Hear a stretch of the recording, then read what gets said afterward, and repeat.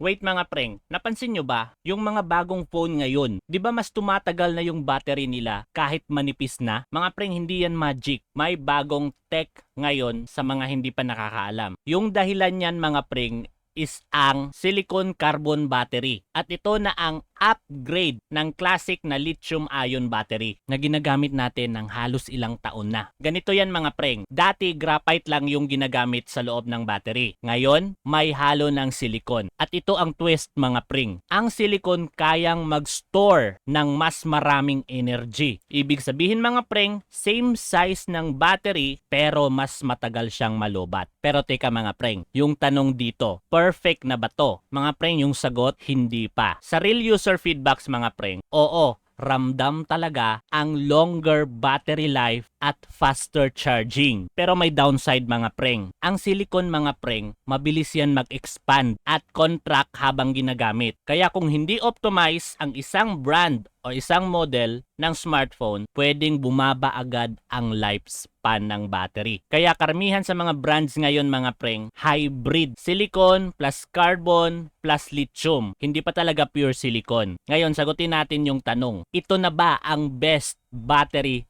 this year 2026? Mga preng, sa ngayon, oo. Silicon carbon ang pinaka-advance sa mga smartphone mga preng. Mas efficient, mas high capacity, at mas future-proof kumpara sa lumang battery tech natin. Pero preng, kung durability yung pag-usapan, depende pa rin yan sa usage mo. So mga preng, ano ba dapat yung iwasan? Kung meron ka ng smartphone na nakaganito yung battery, una mong iwasan is wag mong i-0% to 100%.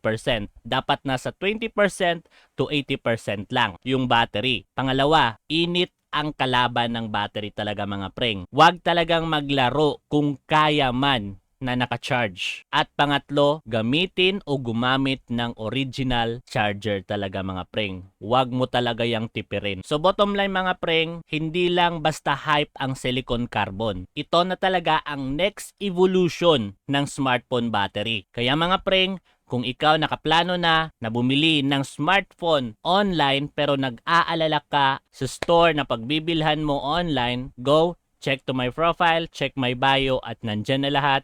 Nilagay ko na lahat ng listahan ng official, authorized, legit store online na pwede mong pagbilhan ng paborito mong smartphone. And take note mga preng, baka may sale pa sila, baka discounted pa, baka may pa-free shipping pa, at baka may mga freebies pa. So go to my profile and check my bio. And also mga preng, follow for more legit, update, and honest review. Takit sa susunod na video.